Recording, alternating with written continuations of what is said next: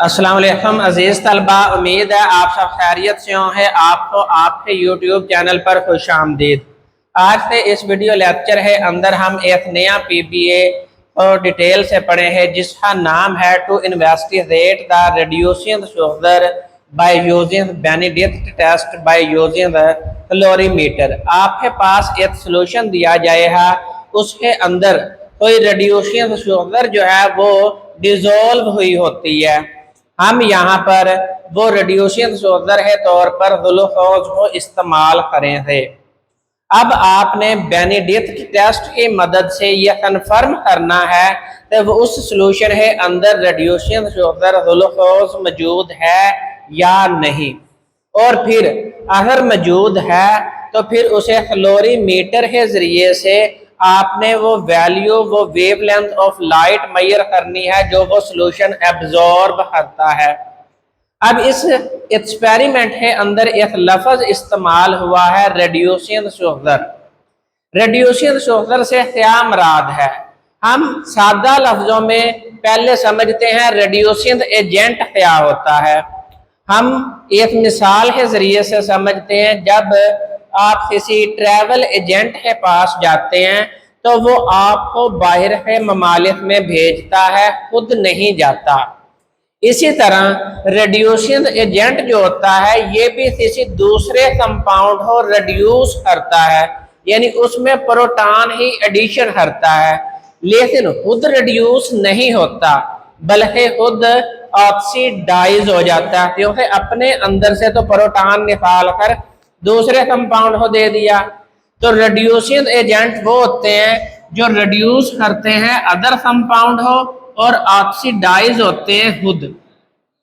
अब यहाँ पर हमने रिड्यूसिंग एजेंट के तौर पर हमने एक रिड्यूसिंग शुगर इस्तेमाल करनी है और रिड्यूसिंग शुगर है अंदर हमने ग्लूकोज को इस्तेमाल करना है। यहाँ पर अब हमें ये बात कन्फर्म है कि वो चीज़ जो किसी दूसरे को रिड्यूस करती है उसके पास फ्री हाइड्रोक्सिल ग्रुप मौजूद होना चाहिए, ताकि वो अपने हाइड्रोक्सिल ग्रुप में से प्रोटॉन किसी दूसरे स्पीशीज को, किसी दूसरे कंपाउंड को देकर उसे रिड्यूस कर दे और खुद ऑक्सीडाइज हो जाए। अब शुगर्स जो होती हैं ये तीन इकसाम की होती हैं। नंबर 1 पे मोनोसैकेराइड्स, नंबर 2 पे डाइसैकेराइड्स और नंबर 3 पे पॉलीसैकेराइड्स। आपने ये बात पढ़ रखी है कि मोनोसैकेराइड्स में फ्री हाइड्रोक्सिल ग्रुप मौजूद होते हैं। इसका मतलब है ये रिड्यूसिंग शुगर के तौर पर एक्ट करती हैं। जब है डाइसैकेराइड में भी फ्री हाइड्रोक्सिल ग्रुप मौजूद होते हैं, लेकिन मोनोसैकेराइड की निस्बत कम होते हैं, लेकिन मौजूद जरूर होते हैं। तो ये भी रिड्यूसिंग शुगर के तौर पर एक्ट करती है। जब है पॉलीसैकेराइड्स जो हैं इन्हें अंदर फ्री हाइड्रोक्सिल ग्रुप मौजूद नहीं होते, इसलिए ये नॉन रिड्यूसिंग शुगर्स होती हैं। अब मिसाल के तौर पर मोनोसैकेराइड्स है अंदर ग्लूकोज है, फ्रक्टोज है, ये रिड्यूसिंग एजेंट या फिर आप पहले रिड्यूसिंग शुगर के तौर पर एक्ट करती हैं। डाइसैकेराइड में मिसाल के तौर पर माल्टोज और लैक्टोज जो है ये रिड्यूसिंग शुगर के तौर पर एक्ट करती हैं। जब है पॉलीसैकेराइड्स में कोई भी ऐसा जो कार्बोहाइड्रेट है वो रिड्यूसिंग शुगर है तौर पर एक्ट नहीं करता, वो नॉन रिड्यूसिंग होते हैं। अब नंबर 2 पे हम पढ़े हैं बेनेडिक्ट टेस्ट है, अंदर बेनेडिक्ट सॉल्यूशन इस्तेमाल होता है। ये बेनेडिक्ट सॉल्यूशन ही अगर आप पीएच चेक करें तो ये अल्कलाइन इन नेचर होता है। पीएच जो होती है ये 10 to 11 होती है। अब ये मुख्तलिफ साल्ट है मिलने से ये सॉल्यूशन बनता है और इसमें मेजर साल्ट जो है वो कॉपर सल्फेट है जिसका कलर होता है ब्लू। इसके अलावा सोडियम सिट्रेट और सोडियम कार्बोनेट ये दोनों साल्ट भी कॉपर सल्फेट के साथ मिक्स करके बेनेडिक्ट सॉल्यूशन बनाया जाता है। अब यहाँ पर कॉपर सल्फेट की जो ऑक्सीडेशन स्टेट है ये +2 है और इसका कलर जो है ये ब्लू है। यानी आपसे वो वाइवा क्वेश्चन में पूछ लेता है बेनेडिक्ट सॉल्यूशन का क्या कलर है, तो वो है ब्लू। जब आप इस बेनेडिक्ट सॉल्यूशन को टेस्ट ट्यूब में डालते हैं और ऊपर से वो सॉल्यूशन ऐड करते हैं जिसमें रेड्यूसिंग शुगर मौजूद है, तो अब रेड्यूसिंग शुगर यानी ग्लूकोज और बेनेडिक्ट सॉल्यूशन आपस में रिएक्शन होना है, तो उसके नतीजे में आपके सामने कलर चेंज होना है। अब ये बेनेडिक्ट सॉल्यूशन कलर चेंज हो जाएगा, ग्लूकोज वाले सॉल्यूशन कलर चेंज नहीं होता, बल्कि बेनेडिक्ट सॉल्यूशन कलर चेंज होता है और ये ब्लू से ब्रीफ रेड में कन्वर्ट हो जाता है। तो यहाँ पर ये कंफर्मेटरी टेस्ट हो जाता है कि इस सॉल्यूशन के अंदर कोई रेड्यूसिंग शुगर मौजूद है, यानी कि ग्लूकोज मौजूद है। तो अब आपके पास एक सॉल्यूशन है जिसमें रेड्यूसिंग शुगर मौजूद है, प्लस आपने बेनेडिक्ट सॉल्यूशन डाला जिसका कलर था ब्लू और उसकी ऑक्सीडेशन स्टेट थी +2। अब दोनों के दरमियान में रिएक्शन हुआ तो रेड्यूसिंग शुगर ने अपना प्रोटॉन दे दिया बेनेडिक्ट सॉल्यूशन को, खुद ऑक्सीडाइज हुआ और इस बेनेडिक्ट सॉल्यूशन को रिड्यूस कर दिया। तो ये रेड्यूसिंग शुगर जो है ये ऑक्सीडाइज्ड शुगर में तब्दील हो जाएगी और बेनेडिक्ट सॉल्यूशन जो है वो +2 से +1 ऑक्सीडेशन स्टेट में आ जाएगा और इस हालत में इसका कलर ब्रीफ रेड होता है। अब हमने इस एक्सपेरिमेंट के अंदर कौन से मटेरियल को इस्तेमाल करना है। नंबर 1 पर आपके पास बेनेडिक्ट सॉल्यूशन मौजूद होना चाहिए जिसके अंदर 3 साल्ट होते हैं। Number 1 copper sulphate, sodium citrate और सोडियम कार्बोनेट। लेकिन ये लैब के अंदर आपको बना बनाया सॉल्यूशन मिल जाता है। उसके बाद आपने प्रिपेयर करना होता है, खुद बनाना होता है glucose solution of noun concentration. आपने इसमें 1% सॉल्यूशन, 2% सॉल्यूशन और 3% वेट बाय वॉल्यूम सॉल्यूशन आपने बनाना है। और अगर आपको वेट बाय वॉल्यूम सॉल्यूशन नहीं बनाना आता तो एक प्रैक्टिकल बेस्ड असेसमेंट सीरीज के अंदर एक प्रैक्टिकल मौजूद है जिसमें हमने weight by volume molar solution बनाना बताया है। तो आप प्ले लिस्ट में जाएं, वहां से वो पीबीए को चेक करें और देख लें किस तरह बनाया जाता है। तो आपने 3 सॉल्यूशन बनाने हैं। ग्लूकोज है, नाउन कंसंट्रेशन है 1%, 2% और 3%। थर्ड नंबर पर आपने डिस्टिल वाटर लेना है। नंबर 4 पर आपने टेस्ट ट्यूब लेनी है जिसके अंदर ये आपने रिएक्शन करवाना है। नंबर 4 पे बाद है 5th नंबर पर है कैलोरीमीटर। कैलोरीमीटर जब आप उन दोनों का रिएक्शन करवा लेते हैं टेस्ट ट्यूब में तो उसमें कलर चेंज आ जाती है, यानी वो ब्लू से ब्रीफ रेड में तब्दील हो जाता है। तो अब आपने कैलोरीमीटर के अंदर आपने रखना है और उससे ये जांचना है कि वो सॉल्यूशन किस वेवलेंथ को एब्जॉर्ब करता है। उस वेवलेंथ से आपने उस कलर को एक्यूरेट मानना है, क्योंकि एक कलर के अंदर मुख्तलिफ शेड्स होते हैं। तो इस तरह मुख्तलिफ शेड्स की वजह से आपके उस सॉल्यूशन में ग्लूकोज की कंसंट्रेशन मुख्तलिफ हो सकती है। तो आपने वेवलेंथ से अंदाजा लगाना होता है और वेवलेंथ मेजर करने के लिए आप कैलोरीमीटर इस्तेमाल करते हैं। इसके अलावा पाइपेट इस्तेमाल करते हैं जब आप सॉल्यूशन बनाते हैं और उसे टेस्ट ट्यूब के अंदर ट्रांसफर करना होता है, तो वो पाइपेट की मदद से आप ट्रांसफर करते हैं। वाटर बाथ, आपने इस सॉल्यूशन को हीट करना होता है। उसके लिए आपके पास लैब में या तो हॉट प्लेट मौजूद होनी चाहिए, अगर हॉट प्लेट मौजूद नहीं है तो फिर आपने वाटर बाथ के जरिए से इसे हीट अप करना है। आगे है टाइमर। जब आप हीट करते हैं तो उस दौरानिए को मेजर करने के लिए आपके पास टाइमर यानी वॉच होनी चाहिए, स्टॉप वॉच होनी चाहिए। उसके बाद है प्रोसीजर। प्रोसीजर में सबसे पहले आप ग्लूकोज का सॉल्यूशन बनाते हैं। वो सॉल्यूशन बना लिया 1%, 2%, 3%। अब आपने तीनों सॉल्यूशन में से पाइपेट की मदद से टेस्ट ट्यूब में वो इक्वल वॉल्यूम में लेना है। आपने 3 टेस्ट ट्यूब ले ली, तीनों के अंदर नंबर 1 पे 1% वाला सॉल्यूशन डाल लिया, दूसरे सॉल्यूशन में से 2% वाला सॉल्यूशन डाल लिया और तीसरे सॉल्यूशन में से तीसरी टेस्ट ट्यूब है अंदर जो है वो इक्वल वॉल्यूम, तीनों है अंदर कंसंट्रेशन ऑफ सॉल्यूशन जो है वो इक्वल होनी चाहिए। अब आपने इन तीनों जो टेस्ट ट्यूब बना लिए, इन्हें मजीद तीन तीन रेप्लिकेट्स बनाने हैं, यानी 1% वाले सोल्यूशन है भी आहे 2 टेस्ट ट्यूब मजीद बनानी है, 2% वाले सोल्यूशन है भी आहे मजीद 2 टेस्ट ट्यूब और बनानी है, 3% वाले सोल्यूशन है भी मजीद आहे 2 टेस्ट ट्यूब और बनानी है, यानी इक्वल वॉल्यूम में ले लेना है।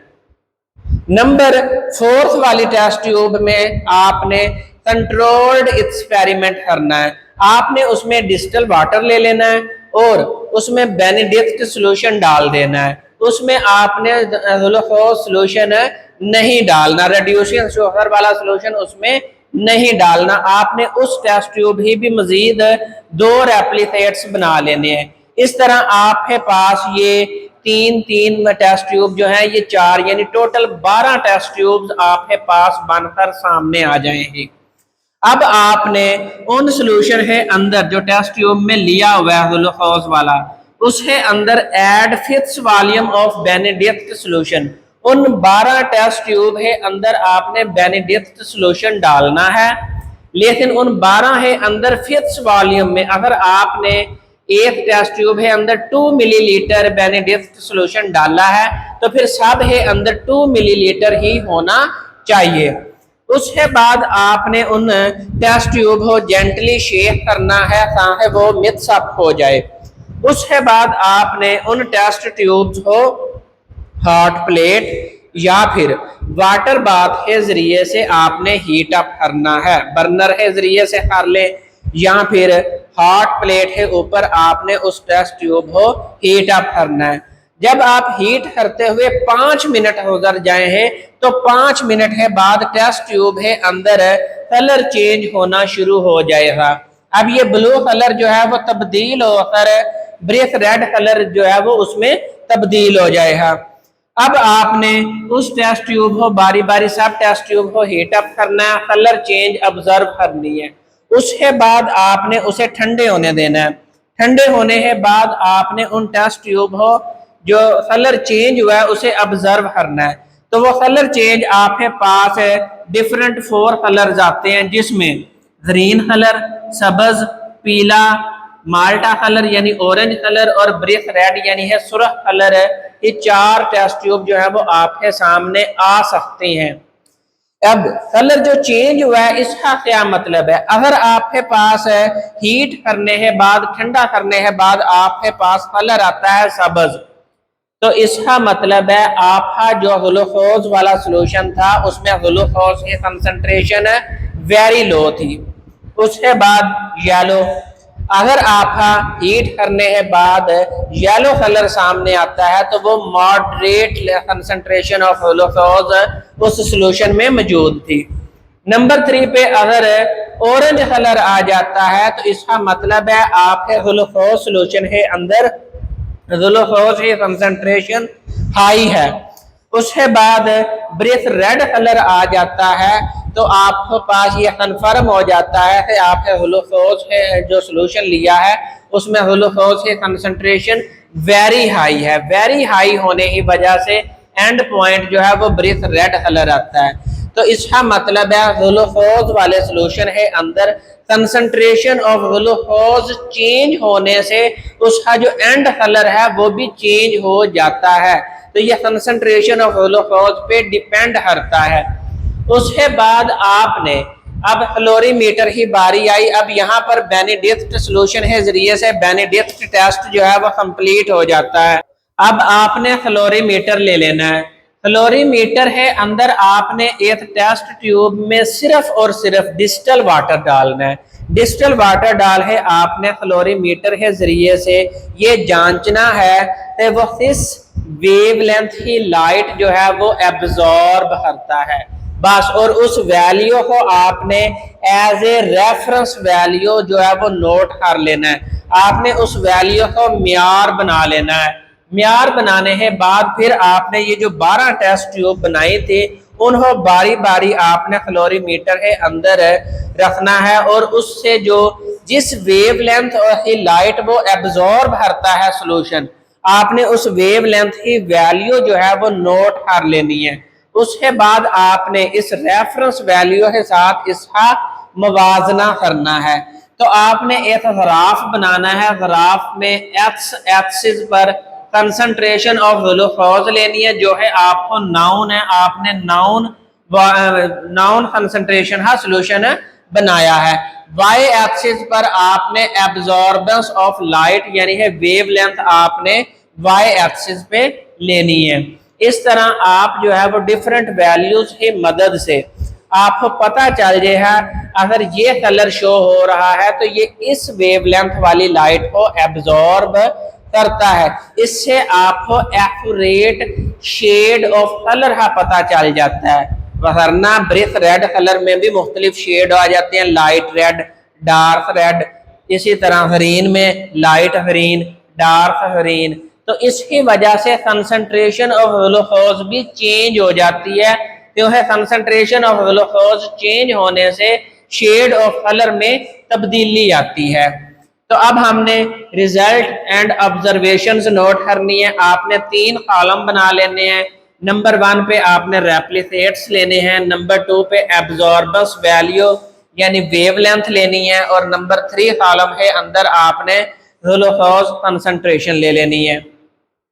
सबसे पहले कंट्रोल एक्सपेरिमेंट की वैल्यूज आपने एब्जॉर्बेंस वैल्यू जिसमें आपने सिर्फ और सिर्फ डिस्टिल वाटर और बेनेडिक्ट सॉल्यूशन डाला था उसकी वैल्यू नोट कर लें। उसके अंदर ग्लूकोज कंसंट्रेशन 0 थी, आपने उसमें ये रेड्यूसिंग शुगर वाला जो है वो सॉल्यूशन डाला ही नहीं था।